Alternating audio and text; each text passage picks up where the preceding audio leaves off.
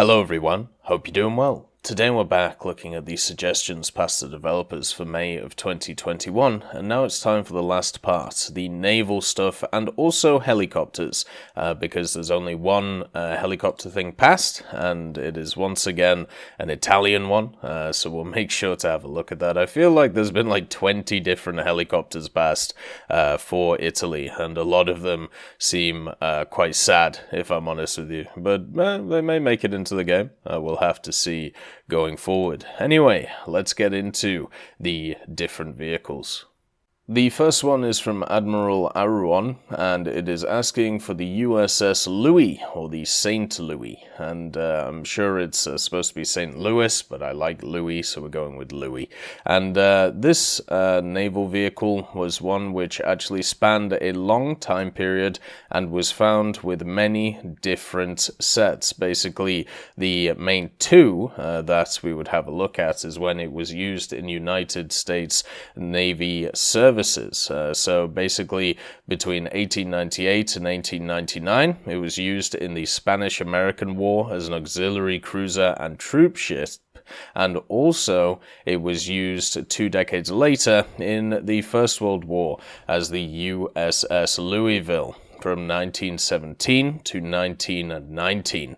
Both of these are when it was armed. The other times of it existing before the Spanish-American War, it was a normal transatlantic passenger streamer, and then during the Spanish-American War and the First World War, it was once again just a transatlantic passage for people to travel on. So we'll just look at the armed variants of it, since that is the only one that matters. The vehicle itself is around about 15,000 tons and also would be able to go around 20 knots or 37 kilometers per hour. The crew of it would be 377, and the armament for it in 1898 would be 4 5-inch rapid-fire guns of the Mark II variety with 8 57mm or 6-pounder guns, which were the Hotchkiss ones at the time. In 1918, the USS Louisville would have 3 6-inch 152mm guns, meaning that it would have quite a lot of firepower, even if it was quite small, and would definitely fit in probably around the lower echelons of the Blue Water Fleet ship area, but it would still be nice to see with quite a decent firepower. The next one is from Sart Cray, and this is for the Berlin Hauptstadt der DDR. So basically what this machine is, it's an anti-submarine warfare frigate, but it was built by the USSR. By the Soviet Union, it was known as the Project 1159, and there were 14 of them built in Zelenozdolsk shipyard between 1975 and 1988. They were supposed to replace the Rigger-class frigates, but instead they decided to push them for export, and that is why this is being recommended for Germany. This vehicle in itself has power of 2 diesel engines and 1 gas turbine, which produces quite a lot of speed at 30 knots for the machine, and it would have 2 7.62s, 2 30mm autocannons, 2 launchers for anti-naval missiles, and also some depth charge and mine launchers as well. So basically this machine would have to rely a decent amount on its anti-naval missiles, but what you have to understand is we have vehicles in the game, or a vehicle in the form of the Saeta, which already has the missiles, and many more which could easily have them on as well. So this could definitely be a vehicle which gets added in for those reasons. Maybe an event vehicle, or maybe even just a vehicle to plonk in the coastal side of things for Germany, or even the USSR. They could put it in both. Thomas 663 produces a what-if scenario, basically, and that is the HMS Minotaur, which would have been at least laid down in 1947, but unfortunately the project was cancelled and nothing was ever built. The Minotaur was part of a pretty interesting class of vehicles, the Minotaur class, where they were supposed to build 6 of these very aggressive cruisers that the British would have had, but unfortunately, due to budgetary issues and also other issues such as shifting in priority from stuff such as cruisers to carriers and anti-submarine craft, the British decided post-World War II to not build a ridiculous amount of new cruisers, which would have been incredibly expensive. Not really a surprise, especially since Britain had entered an austerity area, and to be honest with you, Britain after the First World War and the Second World War was bust, and making sure that you are trying to keep as much money as you can while not, trying to afford some ridiculously expensive machines like a new set of cruisers would be, the way to go. Now, the HMS Minotaur in itself is quite an interesting machine, even though it never existed. It had five dual mounts of the 6-inch Mark N5 in Mark 26 turrets, and these are actually seen on the HMS Tiger in-game, but instead of just having a few of them like the Tiger does, you would have 5 of them. So you would have the 10 sets, or you would have the 10 guns with the ridiculous rate of fire that they have, being able to lay down a ton of fire onto the enemy, and it would also have 8 dual mounts of 3-inch QF Mark N1 guns in Mark 6 turrets, which would have a 90 rounds or RPG first stage and then 70 after. It would also have 4 sets of torpedoes as well, so 4 quadruple mounts of torpedoes, because that's also a reasonable suggestion. And then if you want to know the battery shell weight of a minute of firing, it would be 11,980 kilos or 1,500 kilos of TNT equivalent.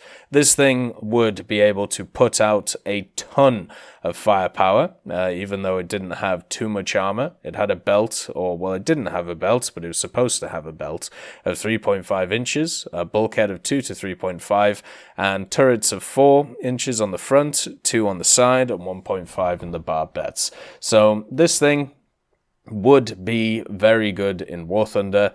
It would be one of the vehicles where they wouldn't be able to balance it properly. It would either be in a place where its guns would do too much damage and annihilate everything, or it would be in a place where it wouldn't be able to stand up to the issues of such as the battleships laying down fire on it, and it wouldn't be able to do enough damage because its guns aren't big enough. And also at the same time, it never existed in any type of physical form. This was very much a blueprint idea, and as we've talked about many times, blueprint ideas aren't great because a lot of blueprint designs change from when they're actually built. If you want to see an issue, or if you want to see a individual look at an idea like this, the HMS London is a great example, which we already have in game. That was built, but it was significantly changed from its blueprint design because it turned out the blueprint design was flawed, and you never know, with stuff like the Minotaur, that could also be the case, as it was with many other ships and many other vehicles in general.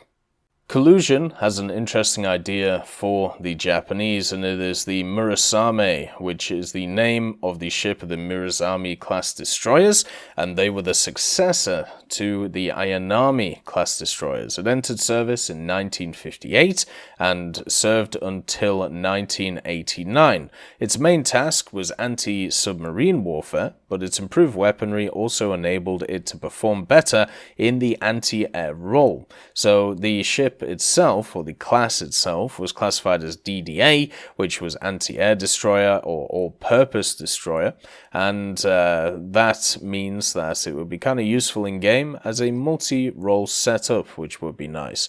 So the guns that you could find on this machine, it had 3 5-inch Mark 16 guns, 4 3-inch Mark 22 guns, 2 ASW torpedo racks, and a Hedgehog anti-submarine mortar, which we see in-game, and then 2 Y gun depth charge throwers. I'm wondering if it's called Y because it basically looks like a V shape with a little tail on it, meaning that it would also look like a Y. It also had a depth charge rack as well, and an AN/SPS-6 radar. So this would be quite a modernized destroyer compared to the ones that we see in the game in War Thunder, at least for the Japanese. And I think generally it would also be really nice to see. It's a vehicle which would have good speed at 56 kilometers an hour as its top speed. It wouldn't have too much armor, but would have decent crew at 220, and also a pretty nice armament as well. Overall, a great pick. And then Nicholas Concu comes in with the Italian helicopters, and the one which we're putting forward today is the Agusta-Bell AB.212 ASW. This was a license-built American B-212, and the story of it begins in 1976. This would be the year that the Agusta-Bell AB.212 ASW would be introduced to the Italian Navy, having at disposal a total of 68 helicopters.